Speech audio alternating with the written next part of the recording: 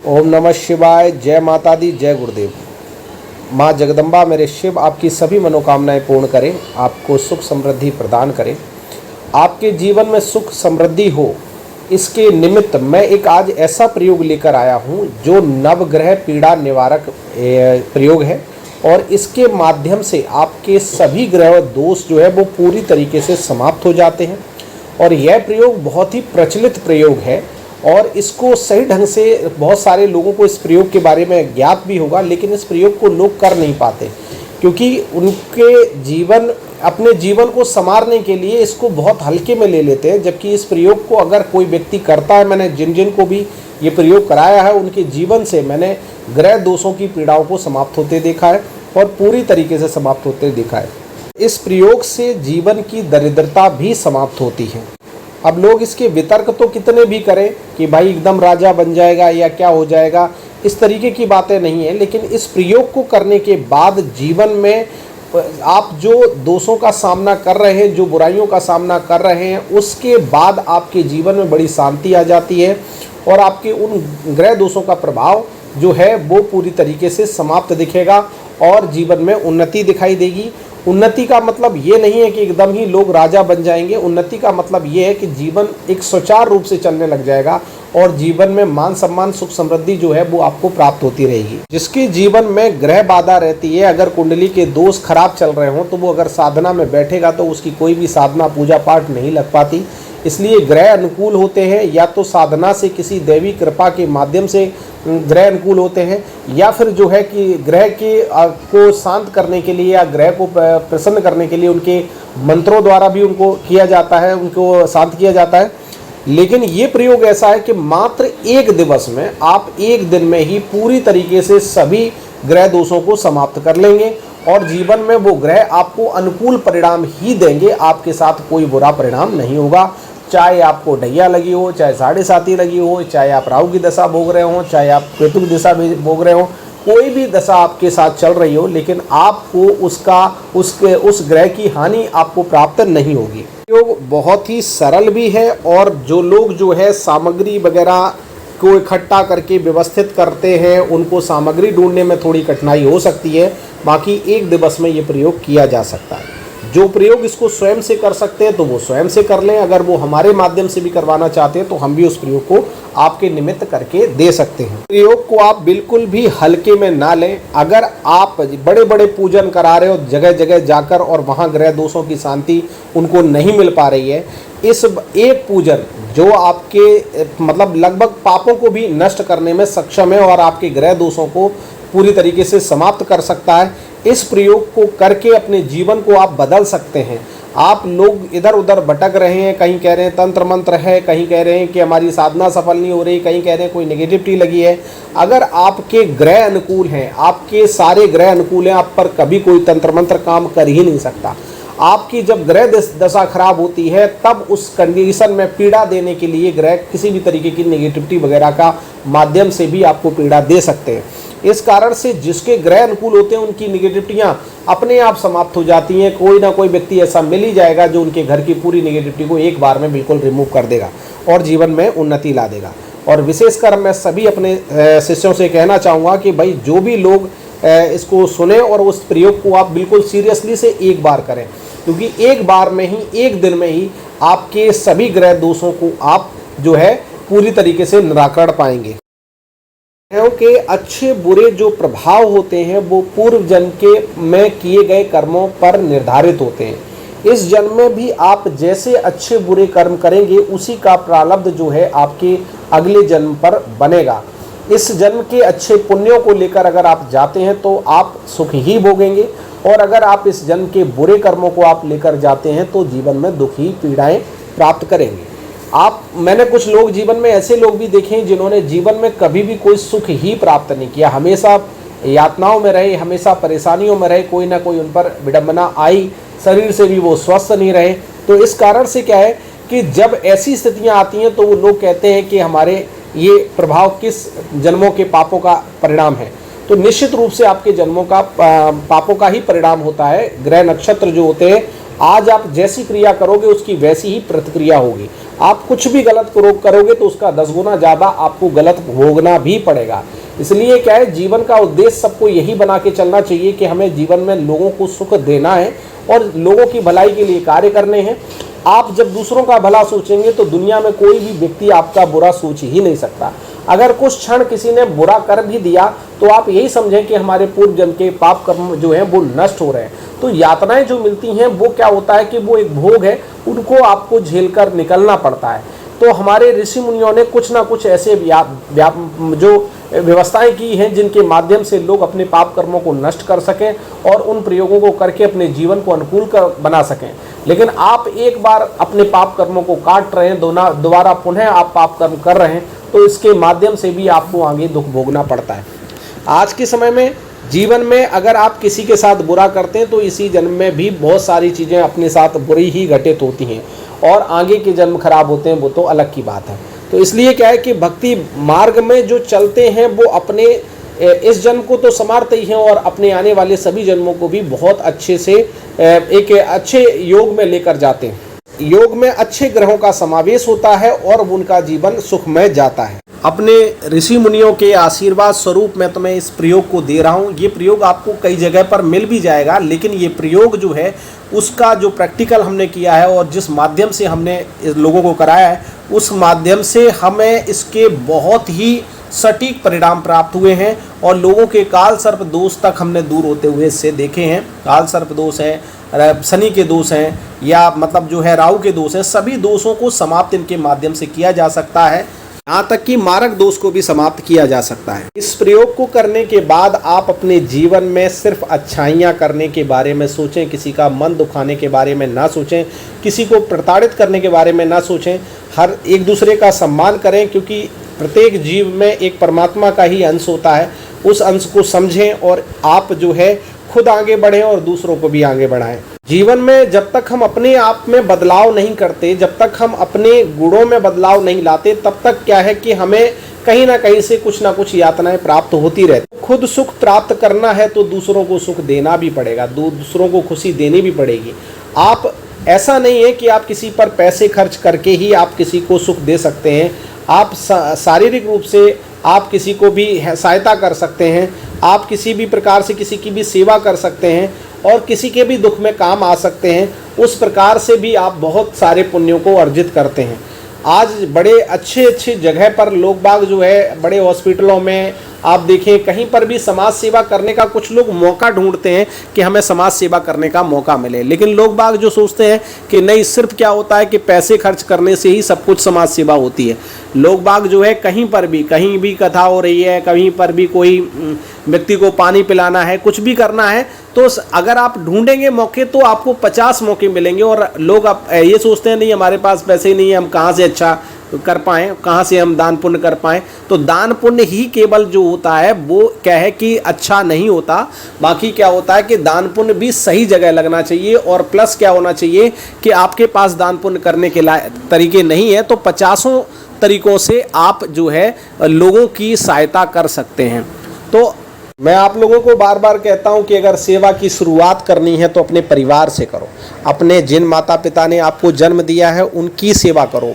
सारे ग्रह अपने आप अनुकूल हो जाते हैं। माँ बाप की प्रार्थनाएं इतनी होती हैं कि वो अपने बच्चों के जीवन को बदलने में सक्षम होती हैं, लेकिन उनकी सेवा भाव से सारे ग्रह अपने आप अनुकूल हो जाते हैं। अपने परिवार के जो रिश्ते नाते हैं, उन कर्तव्यों को अगर आप सही से ईमानदारी से निभाते हैं तो आपके सभी ग्रह अपने आप अनुकूल हो जाते हैं। क्योंकि जो अच्छा कर रहा होता है तो प्रकृति उसको देखती है और उसके बदले में उसको अच्छाई ही प्रदान करती है। घर के रिश्ते नातों के बाद जब भी आप कहीं बाहर निकलें तो कोई भी व्यक्ति मिले, केवल आपको उनके प्रति सेवा और उनको सुख देने का या उनको प्रसन्न करने का भाव होना चाहिए। आप देख लो कि आपको इस ऐसा प्रयोग करने के बाद, इस तरीके से आपका बिहेव बदलने के बाद आपके जीवन में खुशियाँ ही खुशियाँ होंगी। आपको कितनी खुशी मिलेगी इसका आप अंदाज़ा भी नहीं लगा सकते, क्योंकि आप किसी को दुख देने के लिए कार्य नहीं कर रहे हो। आप अपनी जरा सी बातों को इरिटेट हो जाते हो, गुस्सा कर जाते हो। और क्रोध हमेशा क्या होता है कि केवल लोगों का लोगों का तो बाद में स्वयं का सबसे ज़्यादा नुकसान करता है। इसलिए क्या है कि क्रोध से हमें ज़्यादातर बचना चाहिए, और अगर कभी कोई ज़्यादा क्रोध आए तो कुछ समय के लिए अपने आप को मौन कर लो, 2-4-5 मिनट का समय निकाल लो, अपने आप सही डिसीजन पर आ जाएंगे। क्रोध में व्यक्ति अंधा हो जाता है और वो किसी भी तरीके की वाणी बोल देता है, वो वाणी जो होती है लोगों को इतनी चुभ जाती है कि फिर उसके बाद में एक बददुआ सी निकल जाती है, जिसके माध्यम से वो जीवन में आपके कहीं ना कहीं असर करती है। ये छोटी छोटी बातें हैं जिनको अगर आप अपने जीवन में ढालेंगे तो निश्चित रूप से आपके जीवन एक अनुकूल पथ पर आ जाएगा। माँ भगवती से मेरी यही प्रार्थना रहेगी कि आप सभी में सद्भावनाएं आए, लोगों के प्रति जो है आपके अंदर प्रेम स्नेह आए, तो अपना जो देश है, अपने समाज है, वो एक तरीके से एक उन्नत समाज कहा जाएगा जब लोग एक दूसरे की भलाई के लिए कार्य करते हैं। चलिए अब मैं आपको इसका पूरा विधि विधान बता देता हूँ। तो इसमें प्रयोग विधि में क्या करना है, सबसे पहले इसमें आपको एक हांडी यानी एक छोटा सा आपको घड़ा टाइप का लेना है, और उसमें आपको क्या है कि मदार की जड़, उसमें कुछ सामग्री भरनी है। ये सारी सामग्री जो है वो प्रत्येक सामग्री क्या है एक ग्रह को अनुकूल करती है। तो इसमें क्या है करना है कि एक हांडी में एक मदार की जड़ थोड़ी सी लें और वो उसमें डालें। धतूरा जो होता है वो धतूरा डालें इसमें एक, और जो अपमार्ग का दूध होता है वो थोड़ा सा 1-2-4 बूंद ही डाल लोगे तो उतना ही पर्याप्त होगा। बरगद और पीपल की जड़ जो है वो थोड़ी थोड़ी इसमें डालनी है, और एक समी जो है वो आपको जो है उसका थोड़ा सा टुकड़ा डालना है। आम जो है वो आम के और तथा गूलर के जो पत्ते हैं उनको आपको इसमें डालना है, और घी और दूध, चावल, चना, मूंग और गेहूं, तिल, शहद तथा जो है छाछ जिसे मट्ठा भी कहते हैं उसको उसमें भर लेना है। और उसे जो है क्या करना है कि आपको धूप दीप करके रखना है, और धूप दीप करके जो है आपको इस पर 1000 जो मंत्र हैं जो इसको आपको जप करने हैं। तो जो आपको मंत्र आगे बता रहा हूँ उस मंत्र को आपको इस पर जप करना है, और जप करने के पश्चात जो है वो आप उसको क्या है बंद करेंगे, और बंद करने के बाद उसका आगे उसको किसी पीपल के पेड़ के वृक्ष की जड़ के नीचे जो है वो गाड़ देना है। यानी इसको जो है क्या है पीपल के पेड़ के नीचे थोड़ा सा खड्डा खोदना है और उसमें इसको गाड़ देना है। इससे शरीर की जो है पूरे ग्रह पीड़ा जो है वो समाप्त हो जाती है, और इस प्रयोग के माध्यम से दरिद्रता भी समाप्त होती है और पाप भी नष्ट होते हैं। जो आपके किए गए पाप कर्म हैं वो भी इससे नष्ट होते हैं। तो इस प्रयोग में विशेष ध्यान रखने ये है कि ये प्रयोग केवल शनिवार को ही किया जाना है। शनिवार के दिन ही इस प्रयोग को आप करें। इसमें जो भी पत्ते आप लें, जैसे आप आम के या गूलर के जो पत्ते लेते हैं वो पत्ते जो है कटे फटे नहीं होने चाहिए, साफ सुथरे पत्ते ही आप इसमें डालें। और जड़ों को जो है वो आपको क्या है किसी से काटना नहीं है, वो आपको हाथों से ही जो है उनको तोड़ लेना है, और या फिर किसी से तोड़वा लेना है और उनको फिर उसमें डालना है। जो मैं मंत्र आपको बताने जा रहा हूँ वह मंत्र जो है आपको लगभग अभी 1000 की संख्या में बताना है, जिससे वो सारी सामग्री सिद्ध हो जाएगी। और धूप दीप करेंगे और उसमें जो भी अपने इष्ट हैं जो उनसे प्रार्थना करेंगे। ये प्रयोग आपको अपने घर में जो है इसको तैयार करें पूजा रूम में, और उसको तैयार करके धूप दीप करके जो है सारी प्रार्थना करके इस मंत्र को जप करना है। सबसे पहले गुरु पूजन करना है, वो गणेश पूजन करना है, दूसरे नंबर पे गुरु पूजन करना है। उसके बाद अपना इष्ट पूजन। लोग इस प्रयोग को करने में सक्षम ना हो तो वो हमारे माध्यम से भी इस प्रयोग को करवा सकते हैं। आप लोगों इस पर 1000 मंत्रों का जप करेंगे हमारे द्वारा जो होगा, तो हम कुछ जो ब्राह्मण लोग हैं उनको बिठाकर जो है इस पर कम से कम 10,000 मंत्रों का जप करवाएंगे, और उसके माध्यम से जो है ये और ज़्यादा प्रभावी हो जाएगा। ऐसा नहीं है कि आप करेंगे तो प्रभाव कम होगा, आपके माध्यम से 1000 में भी खूब प्रभाव होगा। ठीक है, तो इसमें क्या है कि मंत्र जो है मैं आपको बता देता हूँ, क्योंकि मंत्र में अमुकस आता है, और अमुकस की जगह पर जिसके निमित्त करना होता है उसके निमित्त ही संकल्प लिया जाता है, और उनका नाम बोलकर करते हैं तो वो केवल उनको ही जाता है जिसके नाम से इस मंत्र को जप किया जाता है। मंत्र को आप ध्यान से सुने। ओम नमो भास्कराय अमुकस्य सर्वग्रहणाम पीड़ा नाशन कुरु कुरु स्वाहा। ओम नमो भास्कराय अमुकस्य सर्वग्रहणाम पीड़ा नाशन कुरु कुरु स्वाहा। इस मंत्र को जो है आपको कम से कम 1000 बार जप कर लेना है और 1000 जप करने से आपको ये सिद्ध हो जाता है, ये सामग्री सिद्ध हो जाती है। इसको जो है आपको क्या करना है, शनिवार के दिन और जो शाम के समय विशेषकर ध्यान रखें, गोधूली बेला होती है, मतलब या मान लो कि जैसे आप 5:30 बजे से लेकर अभी जो समय है 5 से आप लगभग 7 बजे के बीच में कर सकते हो। इसको गाड़ कर प्रार्थना करें और एक जो है एक घी का दीपक जो है वहाँ प्रज्वलित करके उसके सामग्री के ऊपर आप व्यवस्थित कर दें और व्यवस्थित करने के पश्चात वहाँ प्रार्थना करें कि हे प्रभु हमारे सभी ग्रह नक्षत्र जो हैं वो पूरी तरीके से समाप्त हों। ठीक है, तो आप कहा कि उसमें नारायण का भी वास होता है पीपल के पेड़ में, ठीक है, माँ लक्ष्मी का भी वास होता है। तो आप अगर जो है इस समय शनिवार के दिन प्रयोग करेंगे तो ये तुम्हारा प्रयोग बहुत ही सफल होगा, अन्य किसी दिन इस प्रयोग को ना करें। मैं फिर कह रहा हूँ कि इस प्रयोग को सभी को करना चाहिए और ये प्रयोग आपके जीवन को बदल सकता है। ये प्रयोग जो है बिल्कुल मतलब बहुत ही साधु संतों का आशीर्वाद स्वरूप आप समझें, उस हिसाब से इसको तैयार किया गया है। ये प्रयोग कभी खाली जाता ही नहीं है। इतना समझाने के बावजूद भी अगर कोई इस प्रयोग को नहीं कर पाता तो उससे बड़ा दुर्भाग्यशाली मैं किसी को मानता नहीं हूँ। ठीक है ना, इस प्रयोग को करें और ज़्यादा से ज़्यादा लोगों को शेयर करें, ज़्यादा से ज़्यादा लोगों को बताएं इस प्रयोग के बारे में और ये साधना का पूर्ण विधि विधान करें। मंत्र और सामग्री तो तुम्हें हर कोई बता देगा, लेकिन पूर्ण विधि विधान नहीं बताता। कोई ये नहीं बताएगा कि शाम को करना है, कोई ये नहीं बताएगा कि शनिवार के दिन करना है, कोई ये नहीं बताएगा कि किस प्रकार से इसके पत्ते वगैरह जो सामग्री है वो कैसे प्रयोग करना है। मैंने आपको बताया कि इसकी जड़ें जो है आप हाथ से तोड़ें, काटें नहीं। दूसरी बात, आप ये जो है नाम क्या है कि पत्ते जो है कटे फटे नहीं होने चाहिए। ठीक है, और जो सामग्री है वो बिल्कुल एकदम व्यवस्थित पहले से करके तब प्रयोग को करें, ना कुछ सामग्री कम पड़ जाए वो कह दो कि आज ये नहीं हो पाया, आज वो नहीं आ पाए। जिस चीज़ के बारे में पता ना हो, इसमें सामग्री में जिसका नाम समझ में ना आए, वो सारी चीज़ें आप हमसे पूछ लेना, वो हम उनको आपको विस्तृत बता देंगे, समझा देंगे। ठीक है ना। सामग्री एक बार और ध्यान से सुन ले कि सामग्री में क्या है। सामग्री में है आपका क्या, मदार की जड़। ठीक है, एक हांडी लें जिसमें आप मदार की जड़ डालें, धतूरा तथा अपमार्ग का दूध। अगर अपमार्ग का नेट पे भी सर्च करोगे पता पड़ जाएगा, ना पता पड़े तो आप हमसे पूछ लेना, उसकी हम फोटो वगैरह भेज देंगे। बरगद और पीपल की जड़ जो आपको हाथ से तोड़नी है या किसी से भी तोड़वा के ले लेनी है, या कहीं पर भी आपको मिले तो आप उसको ले सकते हैं।